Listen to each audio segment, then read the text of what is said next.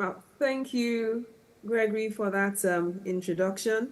It's just little me. Please ignore all the highfalutin sounding um, titles. And it's a great pleasure to be with all of you today. I'm going to be speaking very briefly. Hopefully, the points will be very relevant and useful to you. And I'm hoping that we finish today with points that will inform your businesses, impact lives, and transform society. So basically, I'm going to be talking to you about success principles for life and business. So today I'm going to be looking at the most important factor for sustainable entrepreneurial success and what education should look like in today's world. Right, so as has been mentioned, because I was listening in on previous sessions, unemployment is a huge challenge in Africa. We know that our youth bulge should ordinarily be an asset to the continent, but with youth unemployed, it becomes a liability because people turn to crime to survive. And this doesn't have to be the case, okay? And I believe that our academic institutions, educational institutions, have a role to play in solving this problem. And so far, I don't think we've played that role well enough because we're still educating people to see job seeking as the ultimate. Meanwhile, we know that there are more graduates than jobs available. Okay, so I think what we should be doing is educating people to be job creators, solution providers. And this is what entrepreneurs do. Okay, so I'll just quickly give you my simple definition of entrepreneurship, which is to solve problems identified by providing solutions. And in this way, we add value because we help people, we provide the solutions people are looking for. They're willing to pay, and so we add value to the company, to the staff, and to the customers who buy the products. And so in this win-win situation, entrepreneurs make profits. Okay, so we've just seen three amazing examples. In my head, I was judging them and thinking, oh, who will I choose? Okay, because all the solutions were so relevant. And you can be sure that they will all have people who are willing to pay for their products because they're solving really relevant problems. We all need paving stones. Someone is improving the environment by converting plastics to paving stones. Another one is making blood easily available. And I forget what the first one is doing, but they were all very relevant solutions. Okay, so this is what entrepreneurs do. They create solutions to problems. And so, of course, if they just created solutions to problems and gave them out, they would be philanthropists. But they commercialize them. So they sell these solutions so they can make enough money to make more solutions and, of course, pay their staff.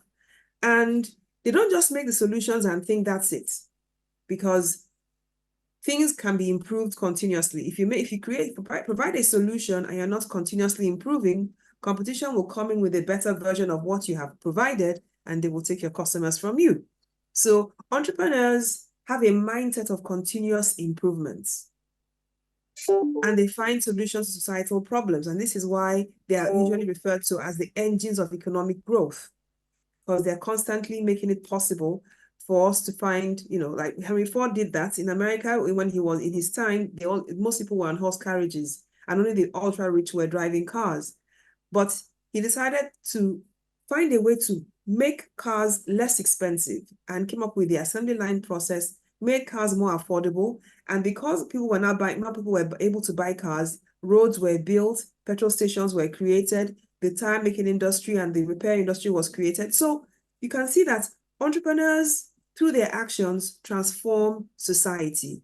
And this is what the world needs. This is especially what Africa needs. Entrepreneurs who are impact-driven, in other words, focused on creating solutions to problems that people are willing to pay for, and as a result, make profits and transform society. They make money from making a difference. Right, so usually people ask me, must we all be entrepreneurs? Oh, my animation hasn't taken away. The answer is right there in front of you.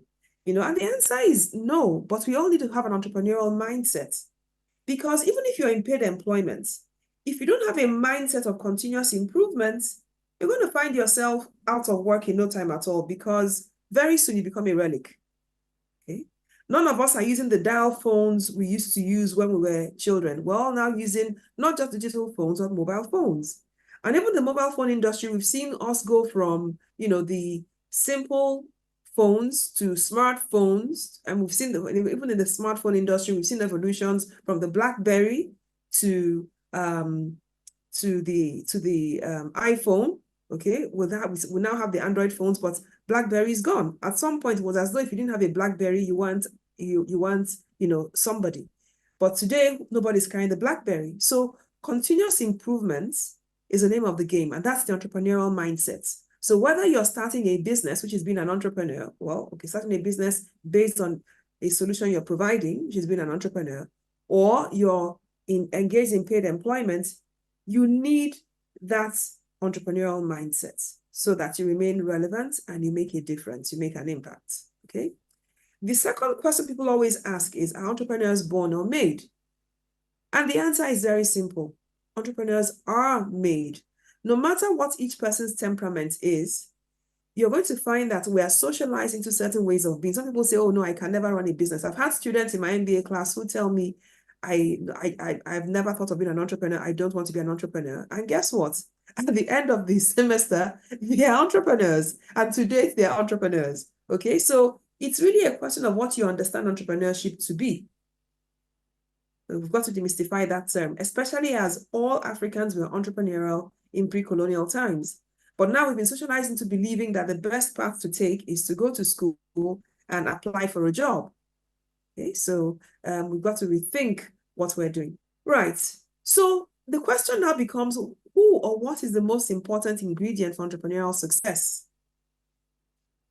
And really, from my experience so far, I've been teaching for a long time. I sit on boards, I run a business myself, I have a consultancy. The truth is, the most important ingredient for entrepreneurial success is you. Because who you are determines the kind of entrepreneur you become. And it determines how you impact the society around you, okay? And how the country we live in, ends up becoming. I recall speaking with a Kenyan entrepreneur who told me how, as a young boy, going from Nairobi to his village, he was surprised at the difference in poverty. I mean, the village had such striking poverty. So he told himself, when I become an adult, I'm going to do something for my people. And today it's almost like the president of his village, because he got into the security business in the city, providing security to companies and rich families. And so he goes to his village, recruits people who are interested in working in Nairobi in the city, trains them, and within 6 months, they are earning a salary with which they can rent a place. He has a place where he keeps them until they've been trained and given a job, okay, and they've gotten a job. And almost every family in his village has a child that has gone through him, and they're sending money back home to help the family's sustenance.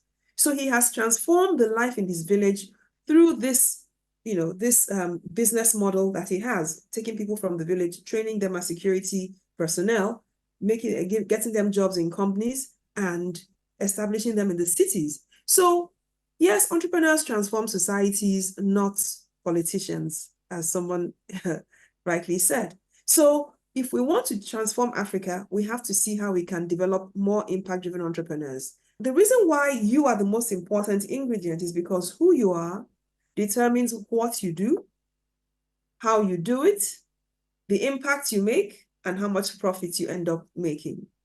So assuming this Kenyan entrepreneur I just told you about as an example, wanted to exploit his people, he would bring them to the city, treat them badly, pay them badly, and of course, he won't have the kind of thriving business he has today because he's a very wealthy man.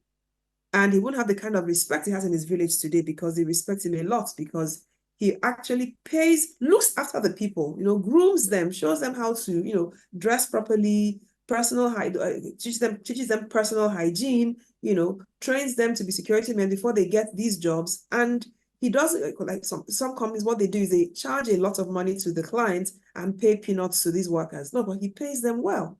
So he's not exploitative. He's someone who has values. He's a win-win person, and it's working out for him because more people are willing to join his business.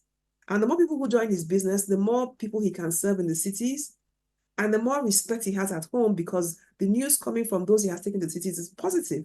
Okay? So who you are, your values, your virtues, your character, those are very important things. Okay? Now, I will now unpack how we can ensure that we are not just successful entrepreneurs, but sustainable in the businesses that we run. So, but before I go there, I will just quickly share with you how the Greeks categorize human beings.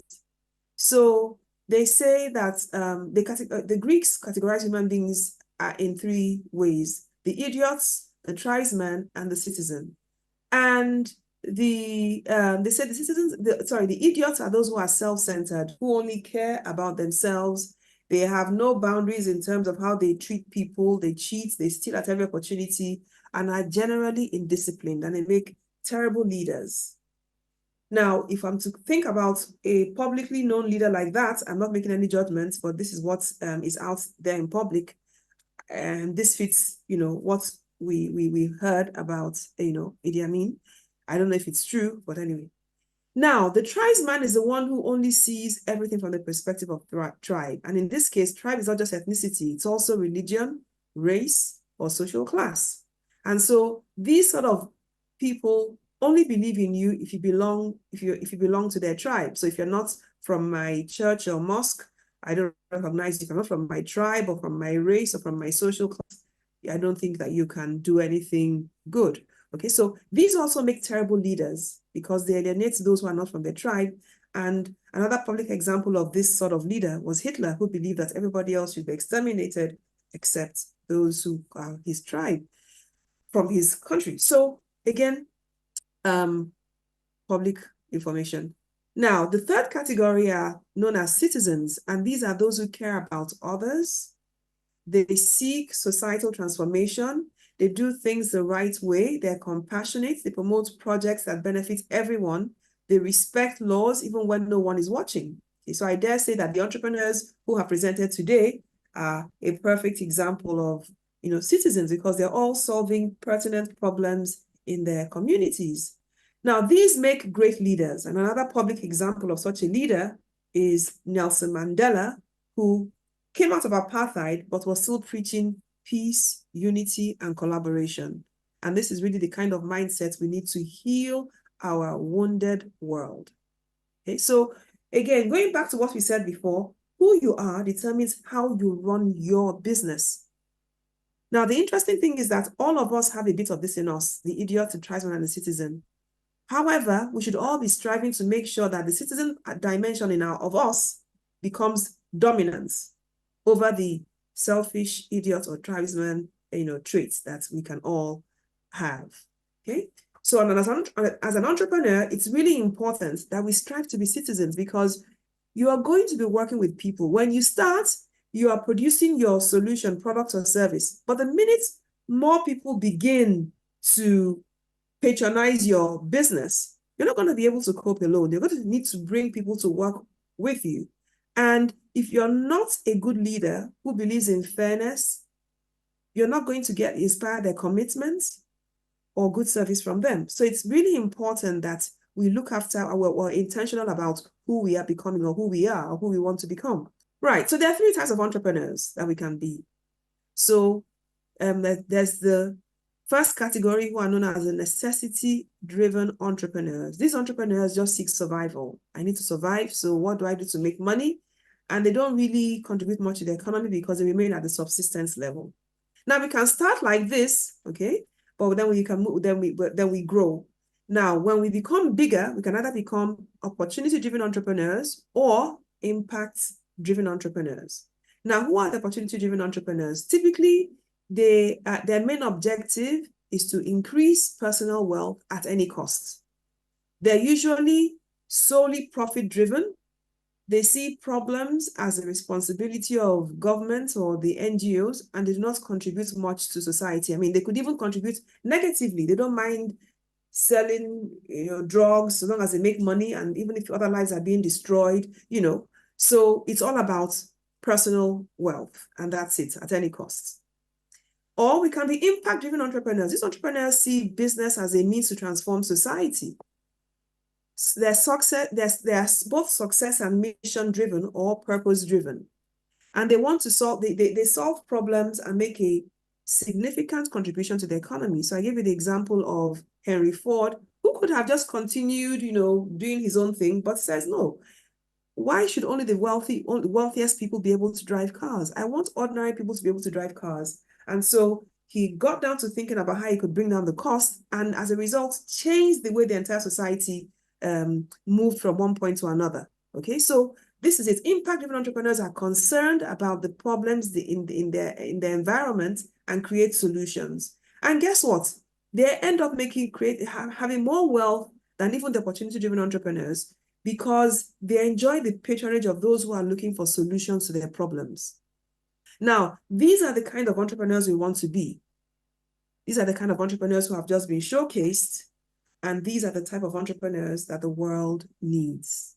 Great. So just very quickly to see the importance of entrepreneurs and society. So most of the time we see problems, the line on top, okay, we see problems, pain points, poverty, market inefficiency, which means surplus maybe in the rural areas where the farms are and food is produced, and scarcity in the cities where the food is very expensive and sometimes not even available because of the logistics problems between the rural areas and the bigger cities. Now, so it is the actions of entrepreneurs that take us from this red line to this green line, where we have sustainable socio-economic development. So let me quickly unpack what happens between these two, the top line and the bottom line. Okay, so when entrepreneurs see problems, they see pain points, they see poverty and all of this, they start getting ideas as to how they can solve this problem. Okay, so for an entrepreneur, a problem is an opportunity. Every problem is a profitable business opportunity. Actually, that should be the same for all of us, because we, as we said before, we should all have an entrepreneurial mindset. Okay, so the entrepreneur comes up with ideas on innovative solutions, and this is entrepreneurship, and begins to test the idea by asking people if they like it. If they give feedback, he refines it until he gets to the point where they're willing to pay for that solution. And once they pay and demand begins to grow, he employs people, he creates a company. So they create jobs. So that's the third line. And when people have jobs and they get salaries, poverty is alleviated. He creates wealth for the people, the company, himself. And if he's supplying customers, he also helps his customers create wealth. And so there's shared prosperity. Now, when you have a situation of shared prosperity, it compels government to accountability. Now, what do I mean by that? Let me unpack that by giving an example. Assuming a government official in France flies business class or first class, what do you think will happen? There'll be a lot of clamor. He will have to prove to the people that he didn't do that on taxpayers' funds. Okay? Because people are enlightened. They have a voice. Now, when that happens in Africa, what happens? Nothing. We all just keep going. Nobody's asking questions because people are too busy trying to make ends meet. People don't even know whether that is his right or it is not his right. People don't, because they're not enlightened. So shared prosperity is important if we want to see this situation where we have government without accountability acting with impunity transform. Okay, so when the government knows that people have a voice, they're compelled to accountability. Okay, it reduces corruption, and the people insist on building institutions that act as checks and balances. And when this happens also, there's an improved ecosystem for entrepreneurship. Okay, you have less multiple taxation, you have people demanding less bribes and all of that. And when the entrepreneurial ecosystem improves, entrepreneurship flourishes. And as I said before, entrepreneurs transform society through their actions, through the solutions that they create, and they create jobs. And that's what leads us to sustainable socioeconomic developments. So you can see that the transformation from the red line to the green line is based on the actions of entrepreneurs, which means we really need to foster entrepreneurship in Africa and in the rest of the world, because right now there's a global economic crisis everywhere. So the other thing I wanted to point out is the relationship between impact and profits. So here we have good guys. All of you are already interested in impact, but most people who are not interested in impact is because they have this mentality that impact reduces profits. But that's not true. That's the farthest from the truth.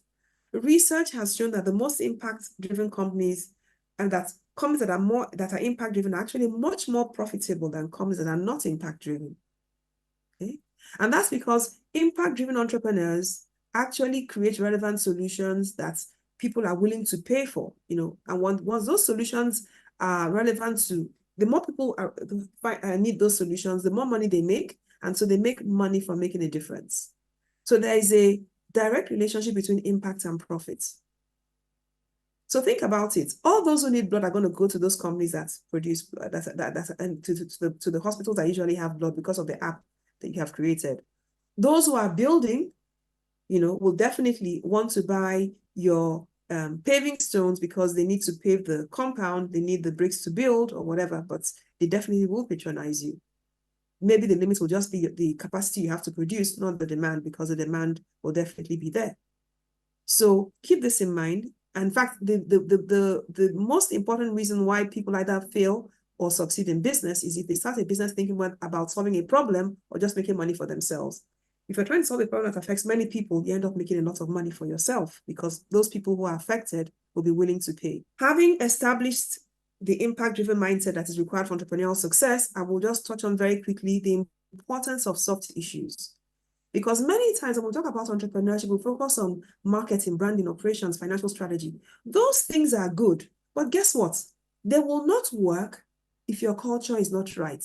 And I'm using this quote here to explain this by Peter Drucker. He says, culture eats strategy for breakfast, which means that no matter how good your financial, marketing, operational, or branding strategy is, if your culture, which I'm going to unpack in a bit, is toxic or unhealthy, it will kill your strategy, okay? And culture is not something tangible. It's a soft issue, okay? So let's unpack it. So what is culture? Culture are the shared beliefs, traditions, and expectations of a community or an organization. So what this means is that the belief of the entrepreneur, the values of the entrepreneur, determines the culture of the organization, okay? So I've unpacked what an entrepreneurial leader should have in order to run a successful business. Okay, and the acronym for this is SVVC. Sorry, the animation has gone to the middle of the slide, but I will still explain. Right, so so to start with, skills. So you've got to be very skilled and competent at whatever you choose to do. So using the last speaker, for example, the guy making bricks, over time, you have to see how, for example, you can make different shapes, different colors, make it stronger, okay? Sometimes maybe even make it elastic so you can have corners without having to break it or whatever, I don't know. But there has to be that sense of continuous improvement. You have to find ways to make it less expensive, ways to make it faster, ways to make it, more versatile, okay? You can even begin to design mosaics, make tiny bricks you can use to make designs. So a lot of innovation has to keep going into what it is you're doing. Don't just think, I'm doing this, it's good, and therefore that's it. No. Okay, so that's for the S. Now, for the first V, the acronym is SVVC. We're looking at your virtues or your values. Sometimes you think this doesn't matter, but it matters a lot. Businesses are built on relationships. People don't like your values or don't like you. It's very difficult for them to want to do business with you. So we have to be people of values. And what are some of those values that are important for us to cultivate? Examples include humility. Okay. Ego is terrible for business. Ego makes us feel that we're the best, treat people badly, and it ends up killing the business. It doesn't make us think of, learning from others. We all have something to learn from others, always. Whether the person is younger or less educated, there's always something else somebody knows that we don't know. Integrity, this is so key, okay? Even if it means losing in the short term, you will always gain in the long term. So integrity is something we should always look out for. Loyalty, be loyal to your staff, be loyal to your customers, which means don't cheat them. Don't tell them that this is this when it is not, okay? Industriousness, working hard, of course, working smart. Kindness, very important. And I'm adding here spirituality, not the fake one, because there's plenty of fake spirituality in Africa, but the one that allows us have a conscience when we step out of line to say, I have to correct myself. It's very important. So the second V is the value we offer to the market, okay? So the question is, if we start a business just thinking about making money for ourselves, we really won't think about the customer. But if we start a business wanting to have a positive impact, we're going to do something that the market wants, okay? So the question is, what problem are you solving? That's a good question to ask yourself as you think of going into business. What challenge do you see around you? It could be that, okay, my estate, most women don't have a place to keep their children, so I start to run a creche for them. It could be that most people have to leave very early because of the traffic and so don't have time for breakfast. So I can be the person who packs breakfast and a drink or a cup of tea or a drink to them in a flask every morning, and they pay for it. We actually make a menu. Once the menu is agreed, every morning I deliver to your doorstep, or you pick it at the gate as you leave, because I've already prepared it for you. So every problem is a potentially profitable opportunity. But we want to make sure that we're adding positive value. We're not the ones encouraging people to, I don't know, for example, do drugs or drink too much alcohol or whatever it is, okay? Drinking is not bad, but excess is always bad for us physically. Right. And then finally, character, okay? As I said before, my acronym is SVVC for these 4 personal success attributes. It's important that we are intentional about improving our attitude and our character. They say your altitude is determined by your attitude. That is so true. And as we grow older, we begin to understand the importance of emotional intelligence. In fact, Jack Ma, who's one of the most successful entrepreneurs in China, talks about love quotient. He says there's IQ, intelligence quotient, which is usually what we work at in school. And he says that there's LQ, love quotient, and emotional quotient. And he says of the emotional intelligence, emotional quotient. And he says of these 3 types of intelligence, the most important is LQ. That's the one that AI cannot replace. That's the one that everybody is subconsciously looking for.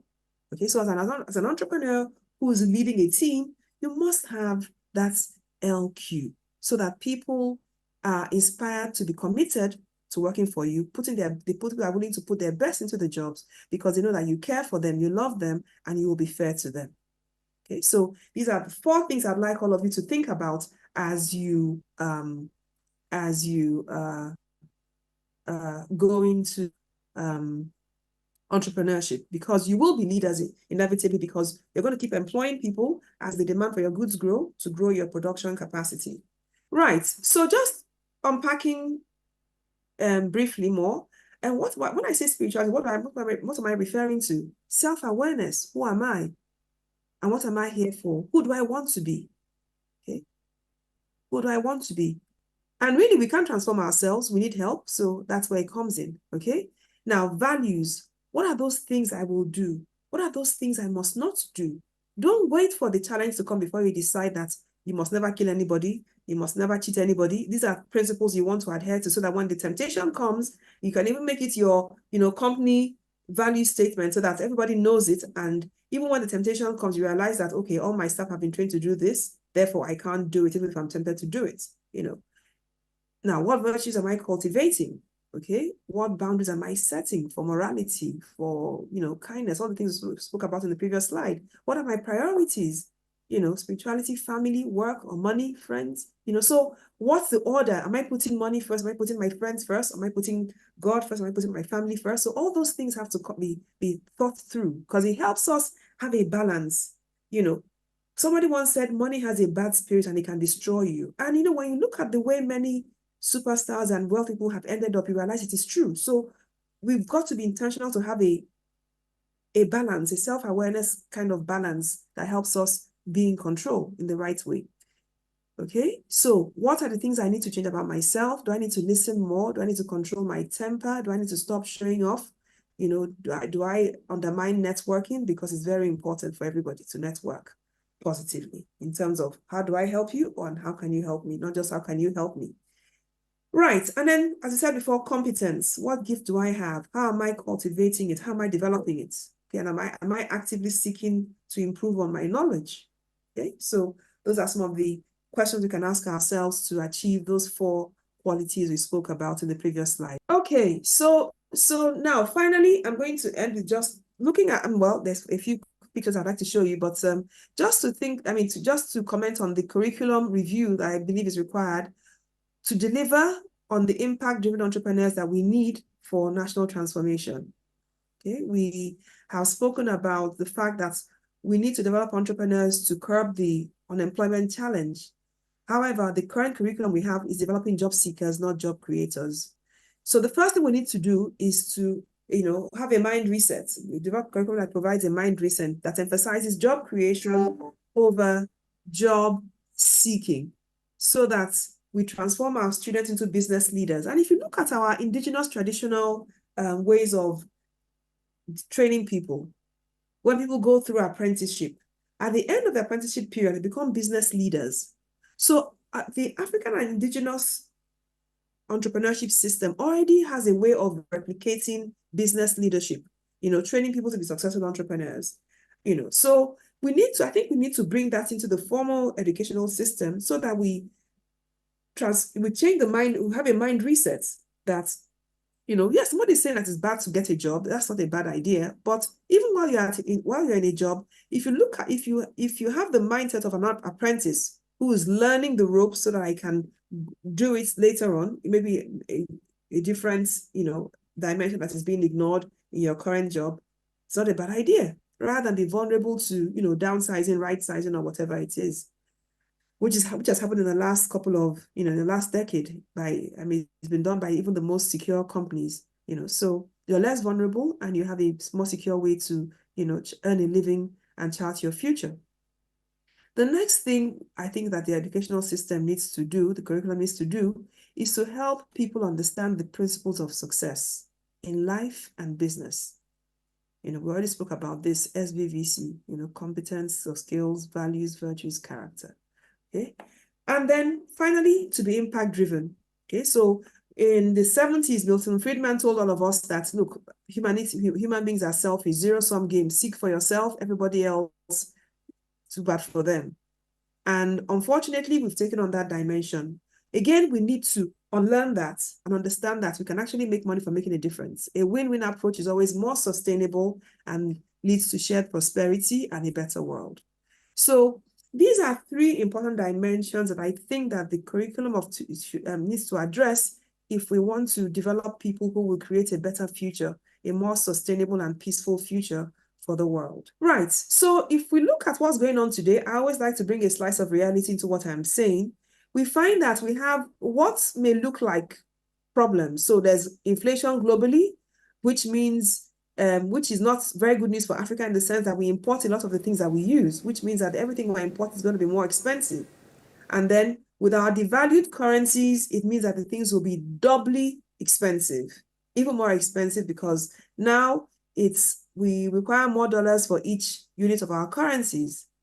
Now, to add to that, multinationals that provided certain staples are also leaving Africa, at least. I know that in the pharmaceutical industry in Nigeria, many have left. In the oil industry, Shell is the latest company to leave, So, and of course, we also have a huge migration, which we refer to as Jackpot in Nigeria, okay? Now, all these things may look negative, okay, on the surface of it. But guess what? I strongly believe that this is a time of opportunity for African entrepreneurs, because it means that we have to begin to look inward for those things we're importing. Okay? So yes, we're ending in a few minutes. So I wanted to just quickly end with this so that we keep in mind that once we see a problem, we must always see the opportunity it presents. Okay, so let's start thinking about those things that we can export, especially as we now have a huge diaspora market because of the people who are migrating to Europe and America. So that's actually the last idea that I was going to share, but I just have some quick pictures I would just like to share with you, just so that you have ideas of things that can be exported. So I'll just flip through quickly. These are things that are already being exported by some Nigerian entrepreneurs. We have our local soups, which they have packaged with instructions and they're exporting. Next slide. Let's just flip through it quite quickly so we don't take too much time. These are all local stews that people usually love. And all these people are now abroad and are only too happy to have all these things packaged and sent to them. Okay, this is a wedu, also known as jute leaves. These are different types of flours that can be produced locally, rather than importing wheat flour, which doesn't really grow well in Africa. Again, this is another meal that is a favorite. There's plantain wine. We can begin to make our own local wines. Next slide. just so that we finish on time. I think this is it. Yeah. Okay. There's palm wine also, which can be packaged for export. Some people are already doing this as well. And I don't know if I have any more slides to show you as examples. I think that's it. So yeah, so that's it. Thank you very much for listening. Sorry if it has been quite long, but I just wanted to share those few ideas. Thank you.